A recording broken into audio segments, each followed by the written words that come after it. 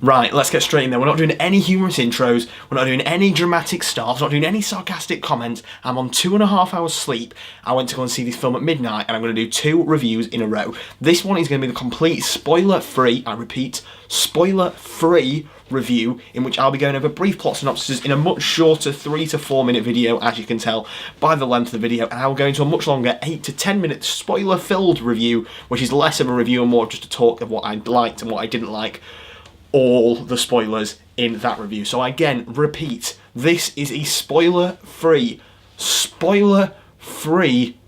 couple minute review to know whether it's worth going to watch this film or whether it's absolute trash.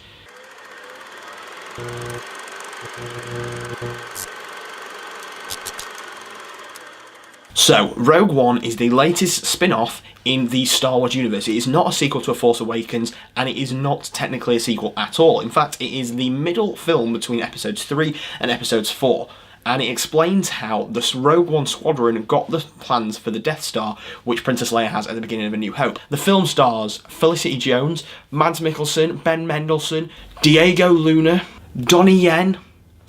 It has a huge cast with it. I'm a huge Star Wars fan. It's my favourite franchise of films. If we ignore the prequels, they are horrendous. But it is so good, and my expectations were so high going into this. And honestly, I was really underwhelmed. And it's going to make it seem like this is a really negative review. But I actually did really enjoy this, and I want to get this point across. This is something that I really feel like I should be getting across. Go and see this film if you like Star Wars. I don't think my opinion is going to change that fact anyway. I think people have already decided whether they're seeing this or not. But I will just say, this film isn't bad. It is not a bad film in any way, shape or form. Its cast is fantastic. It's the best looking Star Wars film we have ever had. It has the best soundtrack to any Star Wars film we've ever had. It has my favourite ever battle in a Star Wars film. And it has so much more to it. Its cast is just fantastic. I have so many positives to it. But that does not outweigh the list of huge negatives I have with it.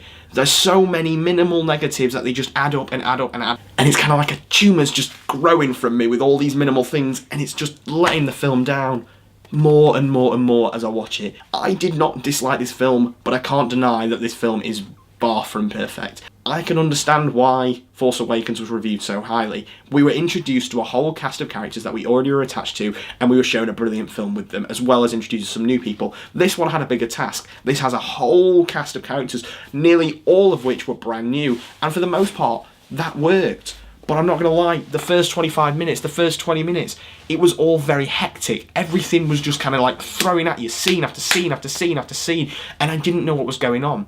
And that was because we weren't introduced to these characters in a way which felt right. Every character was just thrown at you and thrown at you and thrown at you, because we're not having any time with this. It's a one-off film. The directors and Disney have said, it doesn't matter if this is the best-selling film of the year and the best-selling Star Wars film ever, we are not making a sequel to this. This is a standalone film, and it's perfectly understandable why. I love that. But on the other hand, it falters when you've got a team of about 7 or 8 main cast members which you all have to introduce because you know none of them. This felt like the beginning was just so hectic and so just like, look, these are characters more and more and more and more. And by that reason, we lost all characterisation for 90% of the cast. With the exception of Jen Erso, played by Felicity Jones, we didn't really get any huge character development, and that was a huge hindrance for the film. Other characters weren't in it enough. There is a completely CGI character in this film which did not fit in at all. I have so many more specific negatives that I want to talk about in my spoiler-filled review, but this film just didn't feel right. So many things were good in it, and taken part from this, wow, it is amazing. Some of the scenes were just absolutely beautiful. The music was breathtaking, but I can't get over these little negatives that just keep building up and building up and building up. If you like Star Wars, you will love this film, no word of a lie. I imagine everyone who goes to see this film is going to come out saying they enjoyed it. Everyone I went to go and see it with pretty much enjoyed it. 1 or 2 people had the same thoughts as me, and I just think I went in with a very critical mind. And I've come out with a very critical analysis of it. Go in with this thinking it's just going to be a fun Star Wars adventure, you will come out with being a fun Star Wars adventure. But it's by far not without its faults. I would like to go into them more in a much more deep, spoiler-filled review.